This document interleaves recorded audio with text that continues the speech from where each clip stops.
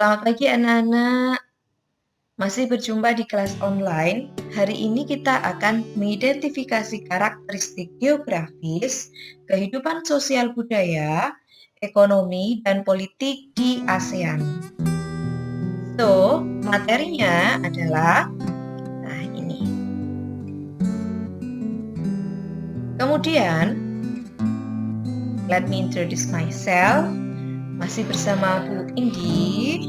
Bu Indi lahir tanggal 15 April 1990, sudah 31 tahun. Ini dari pendidikan dan pengalaman Bu Indi selama ini. Kemudian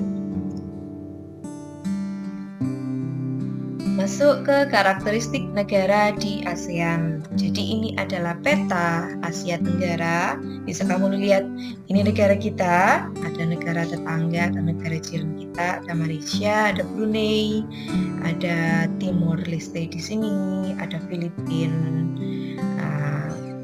dan lain sebagainya. Ini mereka masuk pada ASEAN atau yang kita sebut dengan Association of Southeast Asian Nations, berdiri pada tanggal 8 Agustus 1967 di Bangkok, Thailand.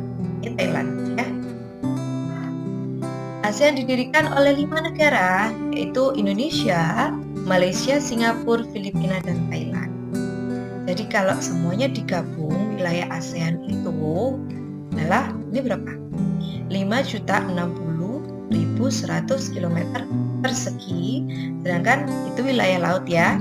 Untuk daratannya adalah 4.817.000 km persegi. Jadi sangat luas sekali. Kalau negara ASEAN tidak bisa, atau negara Asia Tenggara ini tidak bisa bersatu dalam hal-hal seperti ekonomi, sosial budaya, dan politik, itu sangat disayangkan sekali. Makanya dibentuklah ASEAN ini. Kemudian geografis. Jadi letak geografis dari negara-negara ASEAN atau yang lebih banyak berada di Asia Tenggara. Yang pertama itu mereka sama-sama mempunyai iklim tropis. Jadi kalau tropis itu berarti ada 2 musim. Ada musim hujan dan musim kemarau. Sama ya.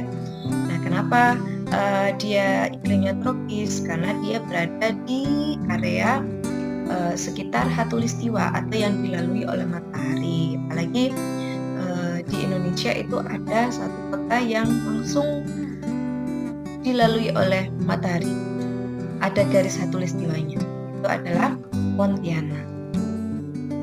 Kemudian letak ASEAN itu sangat strategis, terletak antara 2 samudra apa? Samudra Hindia dan Samudra Pasifik. Kemudian terletak juga antara 2 benua, yaitu benua Asia dan benua Australia.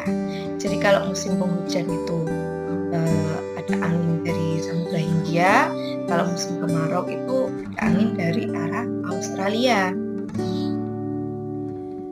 Nah, karena mereka itu berada di dua benua, di antara 2 benua dan 2 samudra, jadi sangat strategis. Sangat strategis itu berarti perdagangan atau jalur perdagangannya itu sangat sering dilalui oleh kapal-kapal yang akan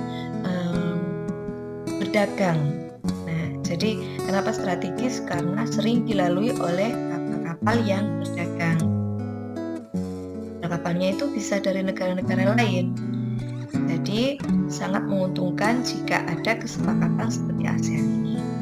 Nah, ini ada 4 karakteristik yang dimiliki negara-negara ASEAN. Ada compact atau wilayah negara yang berbentuk menyerupai lingkaran. Contohnya negara Kamboja. Terus ada fragmented, yaitu wilayah negara yang berbentuk kepulauan terpisah-pisah seperti Indonesia.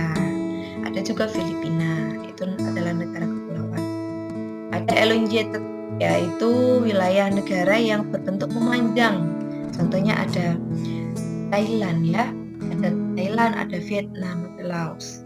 Ada yang berbentuk protruded,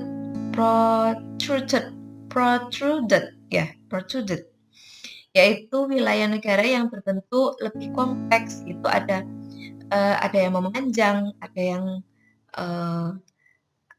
seperti lingkaran itu negaranya. Nah, itu negara Thailand dan Myanmar.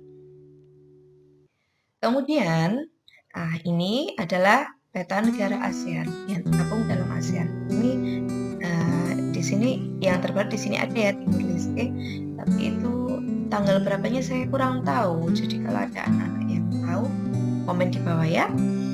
Di sini kemudian negara-negara yang tergabung dalam ASEAN sudah saya sebutkan tadi ya.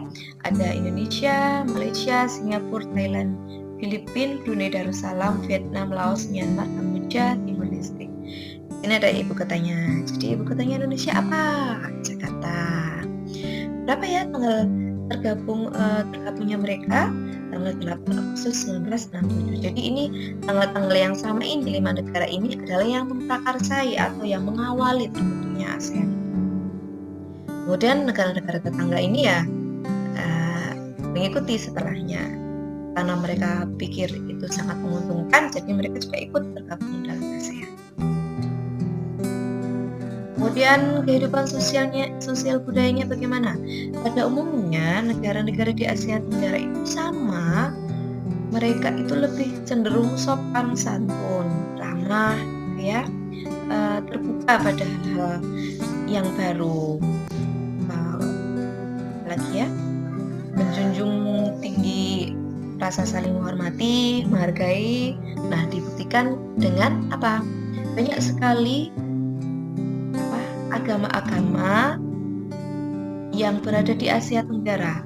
Bukan hanya Islam, tapi juga ada Kristen, ada Buddha, Hindu, Konghucu, apalagi Kristen, ada Protestan, Katolik, berbeda-beda sekali. Dan hampir tidak ada hampir tidak ada perang yang besar karena hal agama itu. Lihat kemarin di Myanmar ya ada beberapa kabar yang tidak mengenakan dari sana. Kemudian kerjasamanya apa saja ya? Ada bidang pembangunan sosial seperti kemanusiaan.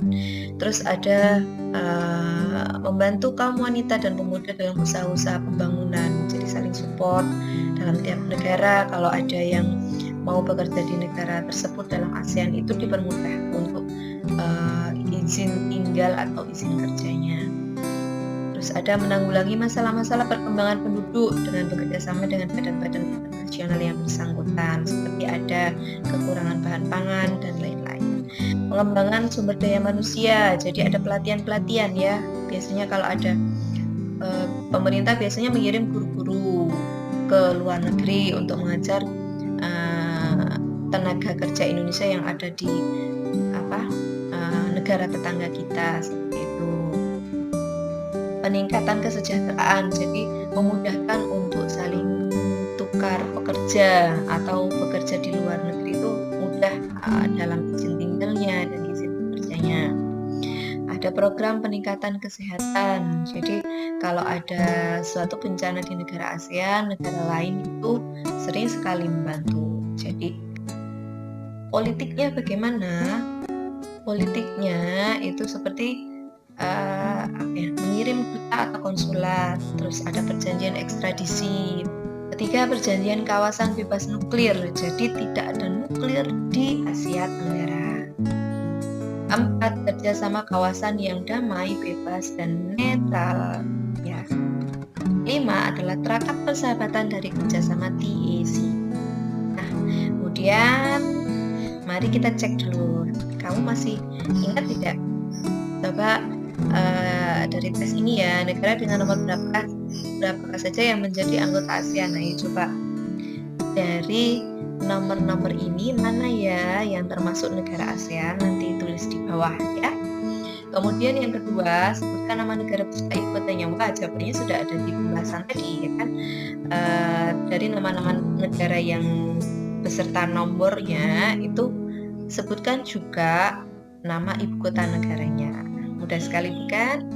Silakan dikerjakan dan komen di bawah.